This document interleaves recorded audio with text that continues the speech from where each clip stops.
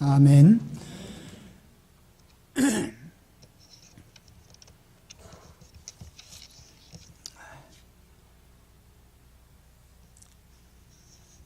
예수님께서 사람의 몸을 가지고 오셨죠. 이것을 성육신 혹은 도성인신 이렇게 부릅니다. 사람의 탄생과는 조금 다른 차원의 탄생이죠. 왜냐하면 사람은 없던 존재가 생겨나는 것이지만 예수님은 하나님이시고 만세전부터 계시던 분인데 사람의 몸을 가지고 오셨습니다. 그래서 성육신 혹은 도성인신 이런 표현을 합니다. 예수님은 왜 사람의 몸을 가지고 오셨을까? 또 예수님이 사람의 몸을 가지고 오셨기 때문에 우리 인간에게 주신 혜택이 무엇인가? 이런 관점에서 오늘 말씀을 같이 나누려고 합니다. 본문은 예수님이 나사렛에 오셔서 첫 설교를 하신 장면입니다. 예수께서 그 자라나신 곳 나사렛에 이르사 안식일에 늘 하시던 대로 회당에 들어가사 성경을 읽으려고 서심해 회당 예배에 참석을 하셨습니다. 예수님은 습관적으로 안식일에는 회당 예배에 참석을 하셨어요. 그래서 15절의 말씀 보면은 오늘 말씀에도 있지만 늘 하시던 대로 그랬고 15절에 보면은 예수님은 갈릴리에 오신 이후에도 안식일에 회당에서 늘 예배를 드리고 또 말씀을 전하셨습니다. 그래서 우리가 예배라는 것은 어떤 예배 분위기가 좋거나 또는 찬양의 열기가 있거나 무슨 신유의 역사가 있거나 아니면 예배의 짜임새가 잘 되었거나 예배가 잘 기획되었거나 이런 것과 전혀 상관없이 드려져야 되는 것이 예배입니다. 그래서 오늘 우리가 일평생 사는 동안 하나님의 자녀로서 예배 생활에 성실할 것은 그 예배가 여러 가지 참 분위기 좋고 좋아서 참석하는 게 아니고 우리가 하나님께 드려야 할 의무이기 때문에 우리는 예배에 참석합니다. 그래서 이런 예배 때문에 예수님은 어려서부터 항상 안식일에는 회당에서 예배에 참석을 하셨습니다. 특별히 갈릴리에 오신 이후로 예수님께서는 그 회당 예배를 드릴 때에 설교 부탁을 받으셨어요. 15절에도 그런 말씀이 있고 오늘 말씀에도 보면 회당에 들어가서 성경을 읽으려고 서시니까 거기에 선지자 이사야의 글을 들여서 책을 펴서 읽고 또 그 말씀에 의지해서 설교를 하셨습니다. 당시에는 이 회당 예배 순서를 보면은 쉐마를 암송한다든지 시편을 읽고 제사장의 축복이 있고 혹은 토라 읽기, 파라샤라고 하는데요. 토라 읽기 혹은 선지서 읽기, 이 하프타라라고 하는데요. 이 선지서를 읽고 그리고 그 말씀을 풀어서 설교하는 이런 순서들이 있었습니다. 그리고 이런 예배 순서는 회당장이 주관을 하고 또 설교자를 세우는 것도 회당장이 주장을 해서 했는데 예수님께서는 말씀을 잘 전하셨기 때문에 예수님이 설교자로 이렇게 초대를 받으신 것입니다. 그런데 오늘 말씀을 보니까 예수님이 나사렛에서 첫 번째 설교하실 때 성경 어디를 설교하셨는가 그것을 오늘 우리에게 보여주고 있습니다. 그래서 오늘 말씀에 보니까 선지자 이사야의 글을 펼쳐서 이렇게 기록된 데를 찾으셔서 읽으셨다. 그 내용이 이제 그 다음 절에 나타나죠. 주의 성령이 내게 임하셨으니 이는 가난한 자에게 복음을 전하게 하시려고 내게 기름을 부으시고 나를 보내사 포로된 자에게 자유를 눈먼 자에게 다시 보게 함을 전파하며 눌린 자를 자유롭게 하고 주의 은혜의 해를 전파하게 하려 하심이라.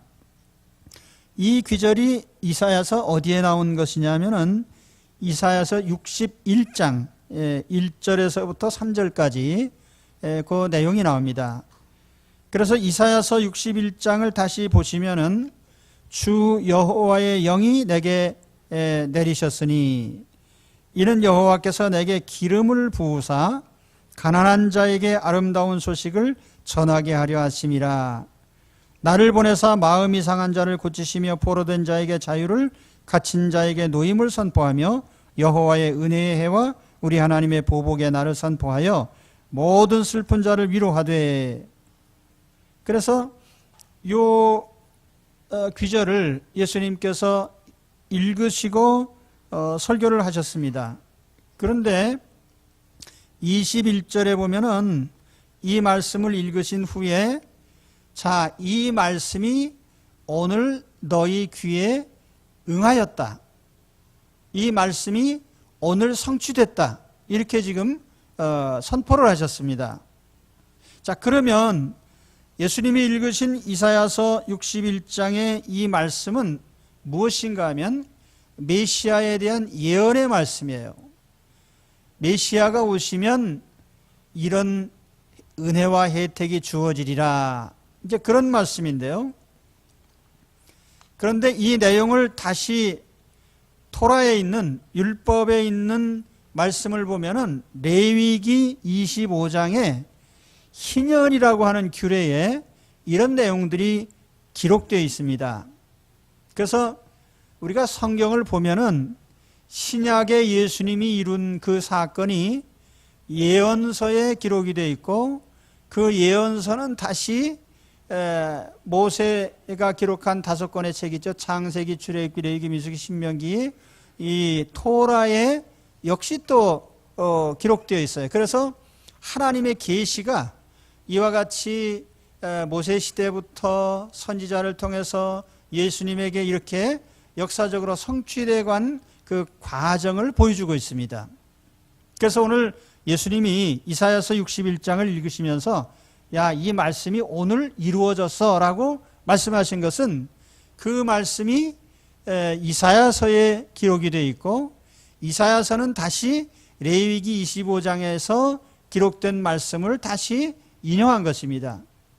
그럼 레위기 25장은 무엇을 말씀하느냐 하면 희년이라고 하는 주빌리라고 합니다. 영어로는 희년, 기쁨의 해, 오늘 말씀에 은혜의 해 이렇게도 표현을 합니다. 그래서 레위기 25장 10절에 보면은 그 레위기 25장 전체가 희년에 대한 말씀인데 너희는 50년째 해를 거룩하게 하여 그 땅에 있는 모든 주민을 위하여 자유를 공포하라. 이 해는 너희에게 희년이니 너희는 각각 자기의 소유지로 돌아가며 각각 자기의 가족에게로 돌아갈지며. 이게 무슨 뜻인가 하면은 이스라엘 백성이 가나안 땅에 들어가면 들어간 해부터 이제 6년이 지나서 7년째가 되면 안식년이 돌아와요. 그래서 안식년에는 토지 경작을 하지 않고 또 어떤 직무를 맡았던 사람들이 쉬고 그래서 안식년에 기원이 거기에서 온 것입니다. 그런데 이 안식년이 7번 지나고 그러니까 77, 49, 49년이 지나고 50년째 되는 해를 희년이라고 합니다. 그래서 기쁠 희자 그 희년이 되면은 어떤 조치들을 해야 되느냐, 모든 채권이 소멸되는 거예요. 채무도 소멸되는 것입니다. 그래서 예를 들어서 어떤 사람이 조상에게 물려받은 땅을 이게 가난해가지고 할 수 없이 팔았단 말이에요. 그러면은 그 부득이 돈이 없어서 팔려간 내 토지를 희년이 되면 그 산 사람이 무조건 돌려줘야 돼요. 원주인에게. 또 어떤 사람이 채무로 부채 때문에 종으로 팔려가는 경우도 있었어요. 노예로. 그런 경우에도 희년이 되면 무조건 해방시켜야 돼요. 그래서 자유를 선포하는 해입니다. 이 희년이라는 것이. 희년은 해방의 해고 자유의 해예요. 모든 채무를 탕감해서 원래 상태로 돌려주는. 자, 그러면 레위기 25장에 기록된 이 희년의 제도가 이스라엘 역사에서 한 번이라도 제대로 실천이 됐는가? 우리가 성경을 읽어보면은 이스라엘 역사에서 희년을 제대로 지켰다는 기록이 없습니다. 그러니까 안식년도 그렇지만 희년이 이스라엘 땅에서 지켜진 역사가 없어요. 왜냐하면은 이게 지켜지지도 않았고 지킬 수도 없었어요. 실제적으로 보면은 이스라엘 사람들이 가나안 땅에 살면서 물론 그 땅에 계속 주저앉아 사는 사람도 있지만은 노예로 팔려서 딴 나라로 끌려가기도 하고 이리저리 땅을 팔았는데 주인이 없어졌단 말이에요. 판 사람도 없어지고 산 사람도 없어지고. 그래서 사실은 이 희년이라고 하는 것이 지상에서는 실현이 되지 않았다고 볼 수 있습니다. 이스라엘 역사에서. 근데 다시 이제 예수님 말씀으로 돌아가서 보면 예수님이 나사렛 고향에 오셔서 성경을 딱 펴고 자, 이사야서를 읽으셨는데 그 내용이 희년의 내용이란 말이에요. 그 희년은 레위기 25장에 기록된 내용이에요. 그럼 이스라엘 역사에서 이것이 이루어지지 않았는데 그러면은 토라에도 있고 선지서에도 그 내용이 기록되어 있다면 이것이 언제 이루어질 거냐? 그래서 이스라엘 사람들이 생각한 것은 메시아가 오시면 이런 일이 일어날 거다. 이렇게 예상을 한 것입니다. 그래서 오늘 여기 중요한 표현이 많이 나옵니다만은 누가복음 4장 15절 19절 그 말씀에도 그 내용이 있어요. 주의 성령이 내게 임하셨으니, 여기 나라고 하는 표현은 바로 예수님 메시아를 가리키는 표현입니다.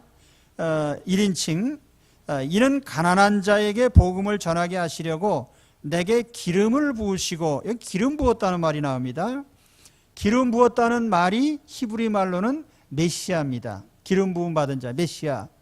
헬라어로는 크리스토스, 그리스도라는 칭호입니다. 그러니까 예수님은 기름 부음 받은 자예요. 다시 말하면 하나님께서 희년을 실천하시기 위한 실천의 바로 행위자가 누구냐면은 메시아라는 뜻입니다. 그래서 예수님이 오셔서 이제 이 희년의 주인이 되셨습니다. 그래서 예수님이 오셔서 메시아 기름 부음을 받으시고 이제 주님이 하신 일이 뭐예요? 포로된 자에게 자유를, 눈먼 자에게 다시 보게 함을, 눌린 자를 자유롭게 하고 주의 은혜의 해를 전파하게 하다. 여기 은혜의 해 또는 희년 같은 뜻입니다. 여기 은혜의 해라고 했는데 그 보통 은혜라고 하는 카리스라고 하는 단어가 아니고 여기서 은혜라는 표현은요 조금 다른 단어를 썼습니다. 그래서 이 단어를 영문으로 번역할 때 영문 성경들은 전부 은혜의 해라고 하지 않고 이 acceptable year, 그러니까 받아들여질 만한 그런 해라, 그런 뜻, acceptable이라는 말을 썼고, 또 어떤 번역에는 favorable, 그러니까 호의를 입는 해란 말이에요. favorable year라고도 했고, 또 이걸 다른 의미로 우리말로 한다면은 하나님께서 우리를 받아주시는 해, 우리에게 호의를 베푸시는 해, 그런 뜻입니다.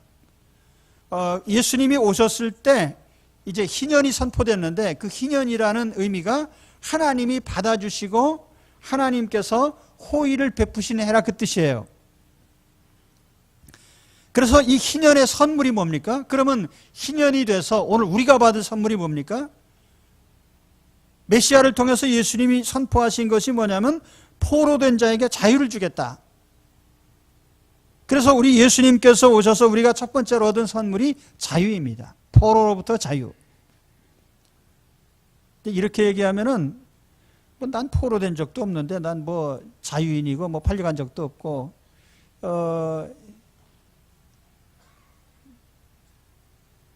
근데 사실은 지구상에서 사는 사람들이 다 뭔가 노예 상태에 있다는 것은 틀림없는 사실이에요.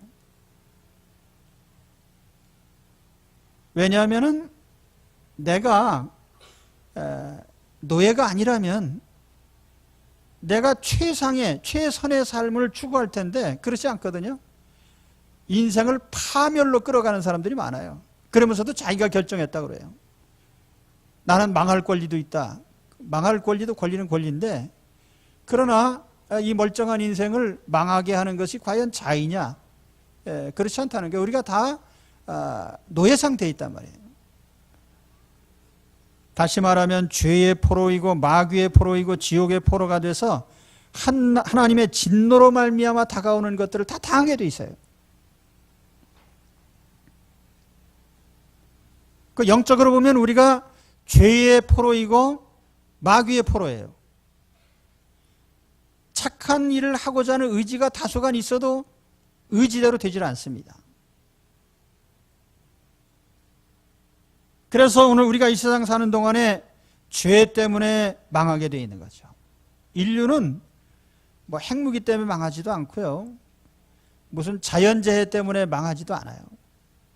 하나님의 진노 앞에 망할 것입니다. 그리고 스스로는 죄 때문에 망하는 거예요. 우리가 죄의 노예거든요. 저는 개인적으로 이런 사색을 많이 합니다.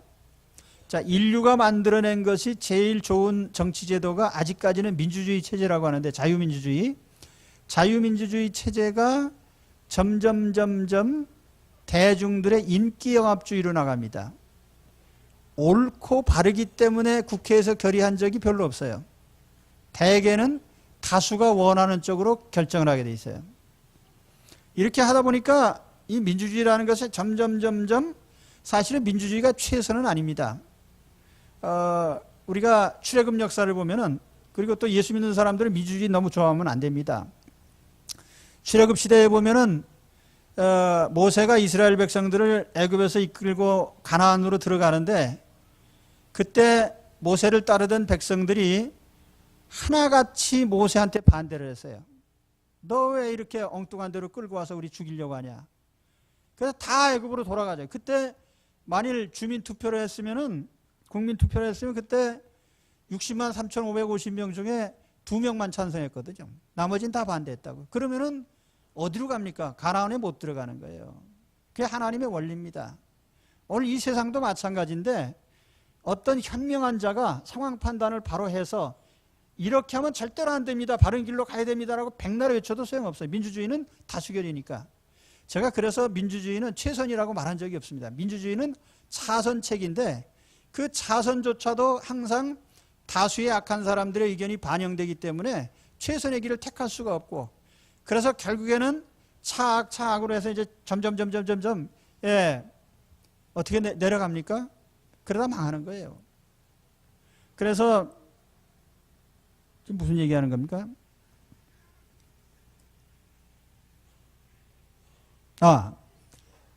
우리가 다 마귀의 포로가 돼 있다, 그 얘기하는 거예요, 제가. 그래서 우리가 이 세상 사람들이 전부 죄의 포로가 돼 있어요. 자기가 붙잡혀 있다는 사실을 인지하지 못하고 살고 있습니다. 그러면서 노예 노릇을 하는 거예요. 도둑질해, 그럼 도둑질하고, 거짓말해, 거짓말하고.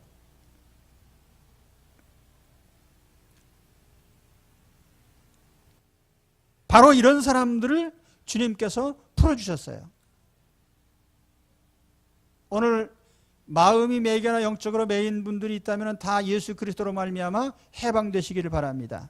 주님이 오신 목적은 우리를 풀어주셔서 자유를 얻게 하시려고 오신 겁니다. 나는 내가 누리는 행복 중에 제일 큰 것이 자유입니다. 사실은 사람이 자유라는 게 뭐겠습니까? 죄 짓고 싶지 않을 때 안 짓는 게 자유예요. 가장 큰 자유입니다. 내 인생을 하나님의 가장 축복된 대로 이끌어가는 것이 자유 아니겠어요? 다른 사람이 원하거나 누가 원해서가 아니고요. 하나님이 기뻐하시면 나도 기뻐하고, 하나님이 아니라고 하시면 나도 아니라고 하고, 사실은 이 영적 자유를 누리는 것이 인생에서는 최고의 평안이고 기쁨이고 행복입니다. 난 여기 계신 모든 분들이 이와 같은 자유에 이르시기를 축원합니다. 그 다음에 두 번째는 눈먼 자에게 다시 보게 함을 그랬어요. 요한복음 11장인가요? 예수님께서 맹인의 눈을 뜨게 해주신 후에 바리새인들이 예수님을 맹렬하게 공격을 했습니다. 그때 예수님께서 너희가 만일 못 본다고 하면은 기회라도 있을 텐데 본다고 하니까 그냥 망해라. 예, 망할 수밖에 없다. 육신의 눈은 떠서 사물을 본다고 하는데 영적인 눈은 가리워져서 영적 세계를 못 보니까요. 영혼이 있는지 없는지, 천국이 있는지 없는지, 하나님이 계신지 안 계신지 영적 세계에 대해서는 깜깜해서 아무것도 몰라요. 다만 육적인 눈이 떠 있으니까 내 눈이 멀쩡하고 낙타눈보다 난 더 좋아 그러면서 눈자랑만 하고요. 근데 사실은 이 육신의 안목을 얘기하는 게 아니거든요. 영적인 안목이에요. 영적 세계를 봅니까? 영적 세계를 본다면 당연히 하나님을 봐야 되겠죠. 그런데 하나님이 계신 것조차도 인정 안 하는 사람들이 이 세상에는 가득합니다. 그러니까 세상을 실제적으로 움직이는 것은 무신론이에요. 무신론. 오늘 우리는 무신론자들이 움직이는 세계 속에 살고 있습니다. 이 세상의 모든 지도자들, 정치 지도자들 다 보세요. 전부 무신론이에요. 무신론 아니면 우상숭배자들이에요. 그 우상숭배라는 건 신앙이라고 할 수 없는 것이고요. 그래서 이런 영적 눈이 감긴 사람들에게 예수님께 오셔서 그 눈을 뜨게 해주시겠다고 그랬어요. 오늘 우리가 하나님을 알고 믿고 경배하고 따르게 된 것이 바로 예수 그리스도께서 우리에게 오셔서 우리 영의 눈을 열어주신 결과입니다. 성령님이 오셔서 우리 마음에 작용하시는 게 뭐예요? 아, 내가 죄인이구나. 아, 하나님이 계시구나. 내가 하나님 앞에 잘못했구나. 내가 하나님을 내가 섬겨야 되겠구나. 이러한 과정들을 우리에게 영적으로 깨우치셔서 하나님 앞으로 이끌어 주셨기 때문에 오늘 우리는 여기까지 와 있습니다. 우리가 매일 신앙생활하는 과정도 결국에 보면은 하나님께서 성령으로 우리를 인도해 주신 결과입니다. 영의 눈을 떠야 돼요. 그래서 우리가 영적인 눈을 뜨고 하나님을 보시면서 사시기를 축원합니다. 오늘 예수님이 오셔서 우리에게 주신 큰 선물이 바로 그거예요. 눈을 뜨게 하셨다. 영적인 눈을 뜨게 하셔서 영적 세계를 바라보고 아, 세상 사람들이야 뭐 현세가 다인 줄 알고 그렇게 사는데 오늘 우리는 아, 현세는 잠깐이고 영원한 세계가 우리의 진짜 살 세계다라고 우리는 깨달아서 우리는 지상의 이 삶에 다 매달리지 않고 영원한 삶을 바라보면서 사는 것입니다. 그래서 오늘 살아도요, 이렇게 영적 눈이 떠진 사람은 세상 삶에 크게 연연하지 않아요. 잘 살아도 좋고 못 살아도 할 수 없고. 그런데 하나님 세계가 없는 사람들은 세상에서 못 누리면 이거 너무 억울한 거예요. 그러니까 뭐 죄를 지으면서도 세상에서 누리려고 애쓰는 것이죠. 금방입니다. 그 요즘에 보면은 뭐 그런 것도 있더라고요. 품위 있게 죽기 운동도 하더라고요. 그런 운동 백날 해보셔도 그거 말짱할 것입니다. 죽는 사람이 뭐 품위 있게 죽거나 뭐 품위 없게 죽거나 그게 무슨 상관이 있어요? 죽는 거 마찬가지지. 품위 없게 죽어도요, 영원히 사는 사람이 진짜 사는 사람이에요. 그래서 품위 있는 죽음 운동 하지 마시고요, 영원한 하나님 나라에 가는 진정한 삶을 추구하셔야 돼요. 그래서 영의 눈이 떠지는 것이 바로 예수 그리스도께서 오셔서 우리에게 하나님을 전달하시고 깨우쳐 주셔서 알게 하신 겁니다. 오늘 이와 같이 영적 눈을 뜨시기를 축원합니다. 그 다음에 세 번째는 눌린 자를 자유롭게 하고 그렇게 말씀을 했습니다. 여기 눌린 자라고 우리말로 이렇게 번역을 했는데 물론 그런 의미도 있습니다. 이 헬라어를 번역을 할 때 우리말에는 눌린 자 이렇게 간단하게 번역을 했는데 영문에는 여러 가지 단어로 번역을 했어요. 그 아프레스라는 말로도 번역을 했고 브루즈라는 말로도 번역을 했고 다운트로든이라는 말로도 번역을 했습니다. 그러니까 번역을 하면 억압받는 자, 또 이렇게 뭐 구타를 당하든지 해서 상처 입은 자, 또는 짓밟히고 유린된 자, 학대받는 자, 뭐 이런 의미가 다 포함된 단어입니다. 우리가 세상 살아가는 동안에 항상 학대받고 짓눌리고 상처 입고 그렇게 살아가는 것이 인생들이에요. 자, 그런 가운데서 우리 주님께서 우리를 자유롭게 풀어주셨다는 겁니다. 오늘 이 세상 살면서 정말 여러 가지 억압당하고 상처받고 학대받고 혹은 배척받는 이런 삶 속에 있습니까? 예수님으로 말미암아 자유를 얻으시기를 축원합니다. 예수님은 그런 사람을 풀어주러 오신 거예요. 그래서 다시 이걸 종합해서 말씀드린다면 예수님이 오셔서 우리에게 주신 선물은 레위기 25장에 있는 희년의 진정한 선물. 그래서 가나안 땅에서는 희년이 실현이 된 적이 없어요.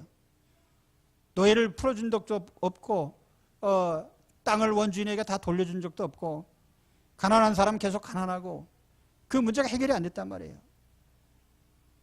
이사야 선지자가 예언을 했지만은 이스라엘 역사 포로기 이후에도 이것이 성취된 적이 없습니다. 그런데 예수님이 오셔서 기름 부음 받으신 예수님이 오셔서 메시아가 오셔서 구주가 오셔서 이 선물을 모든 사람들에게 주셨습니다. 그리고 그 선물을 오늘 우리가 받은 것입니다. 오늘 우리가 이 주님께 받은 선물을 꺼내보면서 감사하시고 찬양하시기 바랍니다.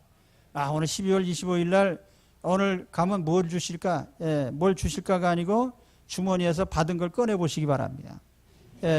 하나님이 나에게 뭘 주셨나?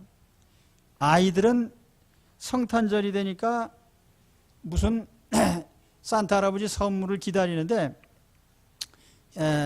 요즘 애들이 좋아하는 사내 아이들이 좋아하는 건 또 무슨 또봇인가 뭔가 하여튼 그 동났다고 그러더라고요. 산타 할아버지가 와가지고 선물을 주는데 아주 어린 아이들은 이제 부모가 이렇게 해서 전달하고 또 나이가 좀 든 애들은 또 그것도 서로 경쟁심이 있고 그래서 시기심도 있고 그래가지고 다 똑같은 걸 줬더라고요. 금년에 산타 할아버지가 같은 거 주셔서 그리고 이제 전부 똑같은 걸로 이렇게. 근데 오늘 우리는 성탄절에 어른 된 사람들이 여기 오셔서 우리 주님께 선물을 받으신데 뭘 받으시겠습니까? 오늘 말씀에 있는 것처럼 우리가 포로된 자에게 주시는 자유함, 그렇죠? 또 눈먼 자에게 주시는 영적 눈이 떠져서 신령한 세계를 보고 하나님을 볼 수 있는 영안이 열리는 것, 그리고 억눌린 또 짓눌린 삶으로부터 풀려나는 해방의 축복을 받으시기를 축원합니다. 이것이 어떤 과정을 통해서 이렇게 우리에게 주어졌느냐? 우리는 그냥 주머니에서 꺼내봤듯이 받는 것 같지만 실상은 비싼 대가가 지불이 된 것입니다. 그래서 우리가 받아야 될 억눌림과 아픔과 고통과 괴로움과 이 모든 것들을 주님이 대신 받으셨기 때문에 우리에게 주신 선물이에요. 그래서 예수님이 사람의 몸을 가지고 오신 이유가 뭐냐고 묻는다면 인간의 모든 이러한 죄로 말미암는 형벌과 아픔들을 대신 받으시기 위해서, 이것을 우리가 대속이라고 합니다. 대속. 예수님이 대신 갚으셨단 말이에요. 우리의 죄값을. 예수님이 십자가에서 자기 몸을 찔리시고 상하시고 죽으심으로 우리 죄값을 갚으시기 위해서. 그래서 주님은 사람의 몸을 가지고 오신 것입니다.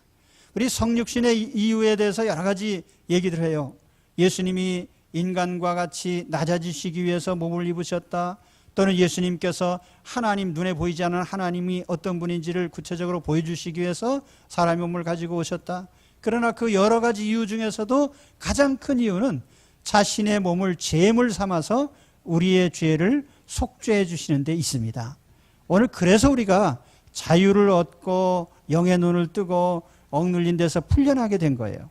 예수님이 육신을 가지고 오셔서 우리의 모든 걸 대신하셨기 때문에. 오늘 그러므로 우리는 이러한 주님이 사람의 몸을 가지고 오신 것이 단순히 그저 기쁘다고 주고 오셨네가 아니고 바로 대속적인 희생을 하시기 위해서 오신 것임을 깨닫고 우리는 감사와 영광을 돌려야 됩니다. 그리고 마지막으로 드릴 말씀은 이 오신 예수님을 우리가 영접하고 또 주님께 순종하고 주님이 우리에게 주신 이 기쁨의 소식을 여러 사람들에게 전파하는 그런 사람들이 되어야 됩니다. 그래서 들에서 양치던 양치기들이 천사의 소식을 듣고 예수님을 찾아왔죠. 아기 예수님 찾아와서 경배하고 또 이 기쁜 소식을 여러 사람에게 전했습니다. 오늘 우리도 이러한 주님이 오신 기쁜 소식을 우리만 은혜 받는 것이 아니라 또 전해주는 기쁨의 전달자들이 되시기를 축원합니다. 복음이라는 말의 뜻은 그 헬라어로는 유앙겔리온이라고 합니다.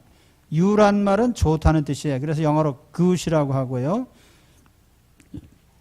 앙겔리온이라는 말은 그 앙겔로스, 천사라는 의미의 그 영어의 엔젤이라는 단어의 어원입니다. 앙겔로스, 천사는 소식을 전하기 때문에 유앙겔리온 하면은 good news예요. 좋은 소식.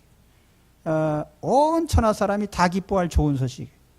바로 오늘 여기 해방을 선포하고 자유를 주고 참 영의 눈이 열리게 하는 이 놀라운 소식을 전하는 이것이 우리의 복음이에요.